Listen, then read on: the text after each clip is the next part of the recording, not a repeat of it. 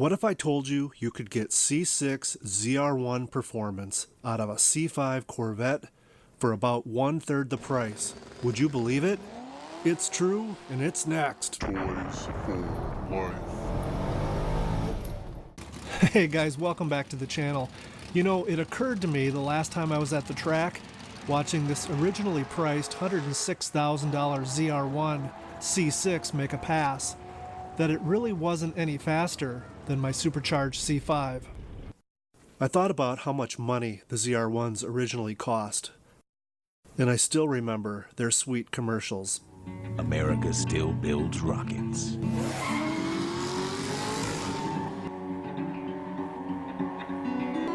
The 2011 Corvette. Then I started to wonder if the 11.5 at 127 pass that I had just seen was typical or not for a ZR1. So I did a little research. Motor Trend came up with 11.2 at 130. Edmunds came up with 11.7 at 126. Motor Week came up with 11.3 at 130.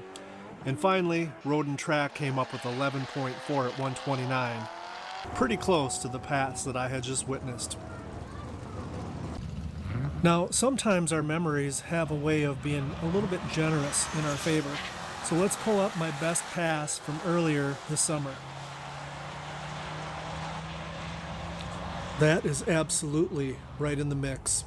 And just for the fun of it, through the magic of beginner level editing, I matched up the supercharged C5 against the C6 ZR1, and their times were nearly identical.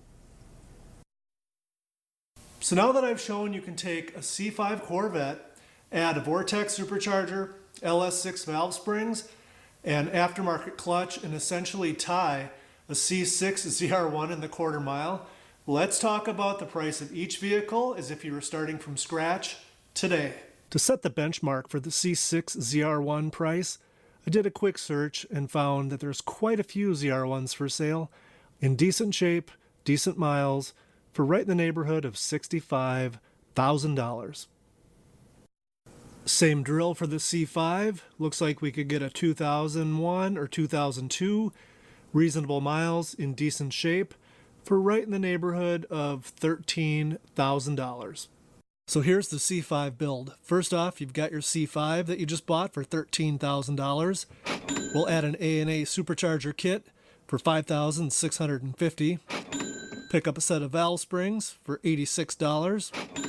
A Monster LT1S clutch for $1,090. We'll add an extra $1,000 for incidentals. That brings us up to $20,826. That's not a bad price, but did we come in at under 1/3 of the cost of a C6 ZR1? Let's find out. Take the cost of our used ZR1 at $65K, divide that by 3, and you get $21,667. And the total of our C5 build was $20,826. Now guys, I don't care how you look at it, but I call that one heck of a bargain.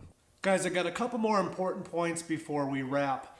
Number one, I am not saying, and I can see people are going to say it in the comments now, I am not saying that a supercharged C5 is as good as a C6 ZR1. The LS9 engine with its titanium connecting rods, forged crank and pistons, titanium intake valves, it's a thing of beauty. The ZR1 has upgraded suspension, brakes, the drivetrain is more robust. It's a better car for sure. But if you don't have ZR1 kind of money and you want to supercharge your C5 instead, perhaps show up at your local track and tie a ZR1. Now that's pretty cool. And number two, supercharging your C5 is easier than you might think. In fact, if you can change a camshaft or a harmonic balancer, I think installing a supercharger kit is something you can do.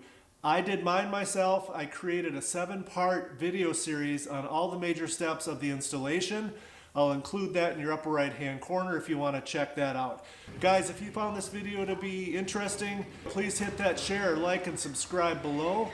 And as always, thanks for watching.